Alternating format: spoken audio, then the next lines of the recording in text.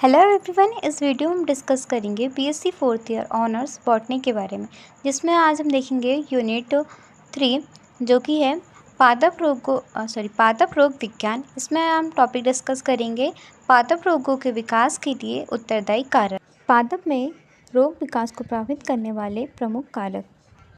निम्नलिखित बिंदु रोग के विकास के कारकों को इस प्रकार से समझ सकते हैं, जो कि 7 इनोकुलम स्तर, कल्टीवेटर, सांस्कृतिक प्रथाएं, फसल चक्र, पर्यावरण की स्थितियां, फल पकने की अवस्था और कटाई। पहला है रोग विकास कारक इनोकुलम स्तर। सफल संक्रमण के लिए अनुकूल वातावरण में महत्वपूर्ण रोगाणु और उसके उपयुक्त मेजबान का एकत्र होना आवश्यक है।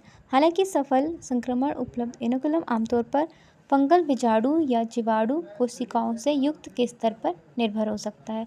गौमन 1946 ने दावा किया कि अनुकूल परिस्थितियों में भी कुछ रोगों को स्थापित करने के लिए न्यूनतम संख्या में रोगजनक बीजाणु आवश्यक होते हैं।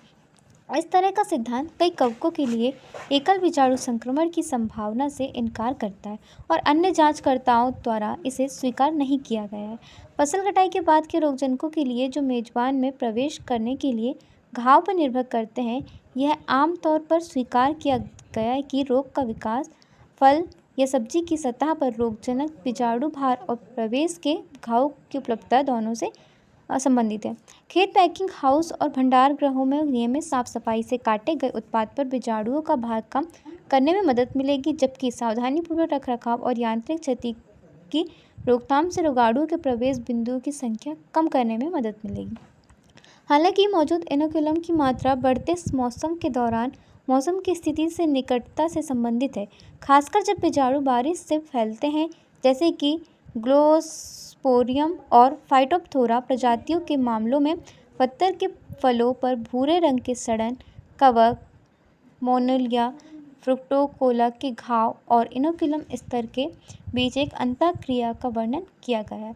फल की सतह पर उच्च स्तर के कवक बीजाणुओं की उपस्थिति तथा बिना क्षतिग्रस्त फल का प्रवेश रंध्रों के माध्यम से सीधे छिलके के माध्यम से हो सकता है। रोगजनक का इनोकुलम स्तर विरोधी सूक्ष्मजीवों के साथ फसल पश्चात रोगों के जैविक नियंत्रण की सफलता निर्धारित कर सकता है। क्षय को कम करने में विरोधी सूक्ष्मजीव की प्रभावकारिता अक्सर रोगजनक और विरोधी सूक्ष्मजीव दोनों के इनोकुलम स्तरों से प्रभावित होती है। दूसरा रोग विकास कारक होता है पौधों की किस्में। प्रारंभिक कटाई पूर्व कारक जो रोग के विकास को प्रभावित कर सकता है, वह है ऐसी किस्में जो रोगों के प्रति अपनी संवेदनशीलता में बहुत भिन्न होती है। किस्मों की विशेषताओं में अंतर ताजा उपज की गुणवत्ता को काफ़ी हद तक प्रभावित कर सकता है। मोटी त्वचा और दृढ़ बनावट वाले खरबूजे कटाई और हैंडलिंग की कठोरताओं को झेलने में दूसरों की तुलना में बेहतर होते हैं। सेब की किस्मों के बीच फसल पश्चात सड़न में भिन्नता उनकी खाल के घाव के प्रति प्रतिरोध में अंतर से संबंधित है। यह एक ऐसी विशेषता है जो सड़न पैदा करने वाले रोगाणुओं के लिए बहुत महत्वपूर्ण हो सकती है, जो संक्रमण शुरू करने के लिए घाव पर निर्भर होते हैं।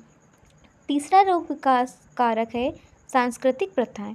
वे स्वच्छता के माध्यम से इनोकुलम स्तर को कम कर सकते हैं या कैनोपी माइक्रोक्लाइमेट को संशोधित करके रोग के विकास के लिए कम अनुकूल परिस्थितियों का निर्माण कर सकते हैं। फलों के पेड़ों की छटाई और फसल के अवशेषों को नष्ट करने जैसी प्रथाएं रोगजनक सूक्ष्मजीवों के अस्तित्व को काफ़ी प्रभावित करती है। कटाई से पहले फफूंदनाशकों का प्रयोग सीधे संक्रमण के स्तर को कम कर सकता है। हालांकि कटाई से पहले उसी रसायन का छिड़काव करें जो कटाई के बाद इस्तेमाल के लिए निर्धारित है। इससे उस कवकनाशी के प्रति प्रतिरोधी नए कवक प्रजातियों का उत्पादन बढ़ सकता है। पंक्ति के भीतर पौधों के बीच की दूरी की तरह की घटनाओं को प्रभावित कर सकती है। चौथा रोग विकास कारक होता है फसल चक्र। फसल चक्रण संक्रमण के स्रोत को कम कर सकता है और इस प्रकार बाद की फसल के स्वास्थ्य को प्रभावित करके काटी गई वस्तु की गुणवत्ता को प्रभावित कर सकता है। खेत में पोषण का भंडारण क्षय के विकास पर प्रभाव पड़ सकता है। इस प्रकार टमाटर के फलों में जीवाणु मृदु संघनन का तेजी से विकास काफ़ी हद तक खेत की नाइट्रिक उर्वरक के प्रयोग पर निर्भर करता है तथा नाइट्रोजन और कैल्शियम पोषण के बाद नाशपाती की फसल की कटाई के बाद सड़न के प्रति प्रतिरोधक क्षमता बढ़ जाती है। पांचवा रोग विकास कारक है पर्यावरणीय स्थिति। ये रोगाणुओं को सीधे प्रभावित कर सकते हैं। कई रोगाणु मिट्टी में बने रहते हैं या खेतों में पौधों के मलबे पर जीवित रहते हैं। जहाँ से हवा और बारिश सीधे संभावित मेजबानों तक उनके फैलने के लिए जिम्मेदार हो सकते हैं। आलू के कंद या खट्टे फलों को संक्रमित करने वाला फाइटोप्थोरा जैसे रोगजनक वास्तव में बीजाणुओं के अंकुरण और संक्रमण की शुरुआत के लिए वर्षा जल पर निर्भर होते हैं। वास्तव में संतरे के बागों में फाइटोप्थोरा पैरासिटिका के कारण होने वाले भूरे रंग के सड़न का प्रतिशत संक्रमण अवधि के दौरान वर्षा की मात्रा से सीधे संबंधित था। रोग विकास कारक आता है छठवां, फल पकने की अवस्था। काटे गए फलों की रोगाणुओं के प्रति संवेदनशीलता मुख्य रूप से फल तोड़ने के लिए पकने की अवस्था पर निर्भर करती है। कई प्रकार के फल चोट लगने के लिए अधिक संवेदनशील होते हैं और जैसे जैसे वे पकते हैं रोगाणुओं के हमले के प्रति अधिक संवेदनशील हो जाते हैं। विभिन्न ऊतक विशेषताएं जैसे कि अम्लता का स्तर, ऊतकों की स्थिति, पोषक तत्वों की अनुपलब्धता और पकने के दौरान जीर्णता के परिवर्तन अलग अलग या संयोजन में रंगों के प्रति संवेदनशीलता को बढ़ाते हैं। रोग की संवेदनशीलता पर पकने की अवस्था के प्रभाव को प्रभावित करने वाले अन्य कारकों में रोगाणु की बढ़ी हुई विषाक्तता, कमजोर मेजबान प्रतिरोध और सुरक्षा शामिल है।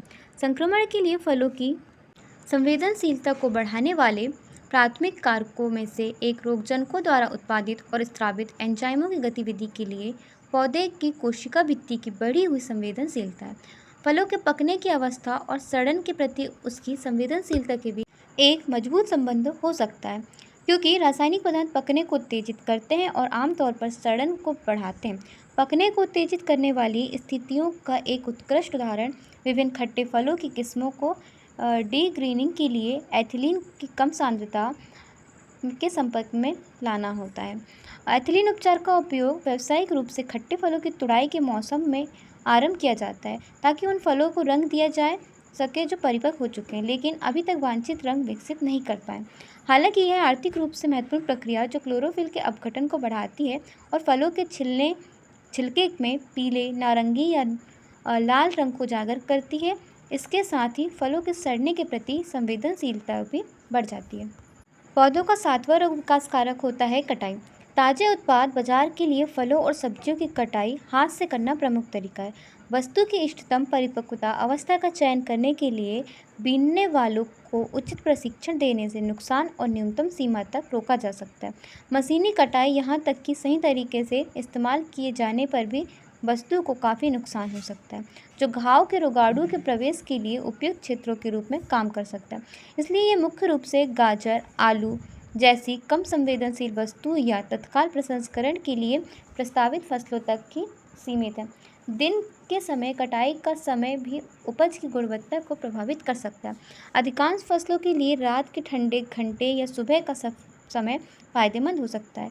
लंबे समय तक भंडारण के लिए प्रस्तावित फलों के लिए कटाई की तारीख बहुत महत्वपूर्ण हो सकती है।